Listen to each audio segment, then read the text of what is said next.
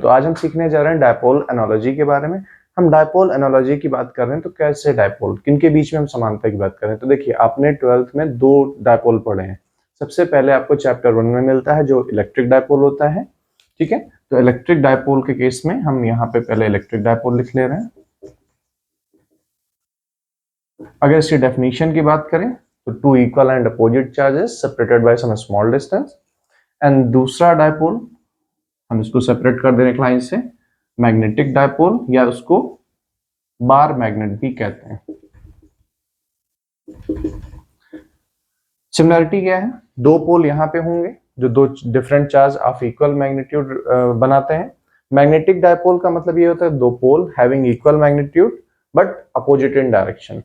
सबसे पहले dipole moment की अगर हम बात करें दोनों के केस में, तो डायपोल मोमेंट जो होता है, ठीक है, डायपोल के केस में P से रिप्रेजेंट करते हैं। होता क्या है कि आइदर चार्ज का मैग्नीट्यूड दैट इज Q और उनके बीच के distance that is 2a। Same magnetic dipole के मोमेंट में मैग्नेटिक मोमेंट को हम M से रिप्रेजेंट करते हैं। होता क्या है, किसी एक पोल का स्ट्रेंथ इनटू उनके बीच का जो डिस्टेंस है दैट इज 2a। सिमिलरिटी है पोल स्ट्रेंथ पोल स्ट्रेंथ। तो पोल स्ट्रेंथ में जहां पे चूंकि चार्ज कॉन्स्टिट्यूट करते हैं इसलिए चार्ज का मैग्नीट्यूड किसी भी पोल का, क्योंकि दोनों चार्जेस का मैग्नीट्यूड क्या होता है, सेम ही होता है, तो उनके बीच की डिस्टेंस को मल्टीप्लाई करके हमारा ये बन जाता है, ठीक है। अब इक्वेटोरियल फील्ड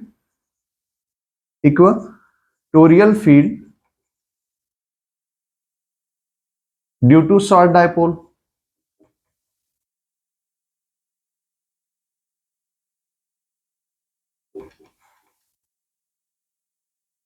देखो इक्वेटोरियल फील्ड यानी इक्वेटोरियल पॉइंट पे due to electric dipole field हमारी कितनी होती है, वो होती है 1/4 pi epsilon naught into P upon R cube.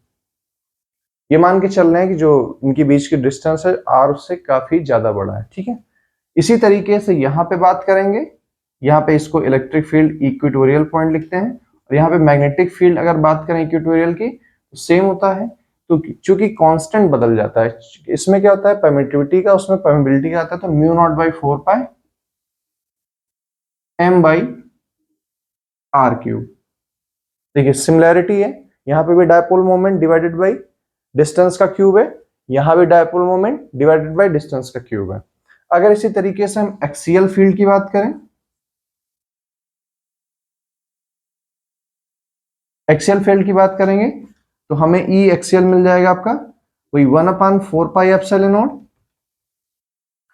और ट्वाइस P। अब क्या होता है, एक्सियल पॉइंट पे इक्वेटोरियल का डबल हो जाता है। सिमिलरली यहां पे भी वही काम होगा, axial equals to mu naught by 4 pi twice M by R cube. ये तो बात होगी कि कैसे फील्ड कॉन्स्टिट्यूट होती है at equatorial point, axial point. अब एक्सटर्नल फील्ड में रखा जाए, यानी एक एक्सटर्नल फील्ड में अगर डायपोल रखा जाए तो एक्सटर्नल फील्ड टार्क अगर बात करें, एक्सटर्नल फील्ड टॉर्क की बात की जाए तो देखो इसके केस में क्या लगता है, P क्रॉस E या फिर PE साइन थीटा लिखते हैं या P क्रॉस E लिखते हैं। यहां पे क्या होगा, M क्रॉस B या MB साइन थीटा लिखते हैं। अगर हम एनर्जी की बात करें,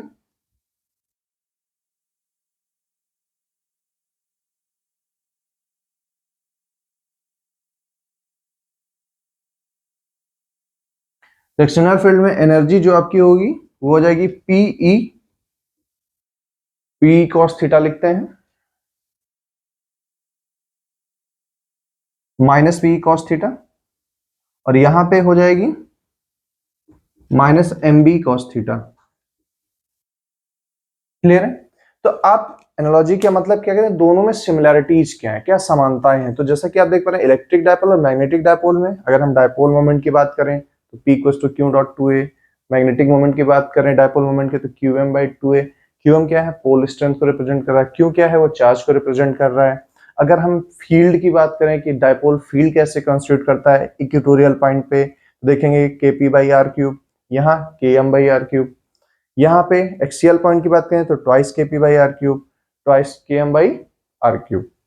फिर टार की बात करें, देखिए सेम ही है, बस ये नोटेशन का चेंज है, क्योंकि यहाँ पे इलेक्ट्रिक डायपोल मोमेंट को स्मॉल p से रिप्रेजेंट करते हैं और मैग्नेटिक डायपोल मोमेंट को स्मॉल m से रिप्रेजेंट करते हैं।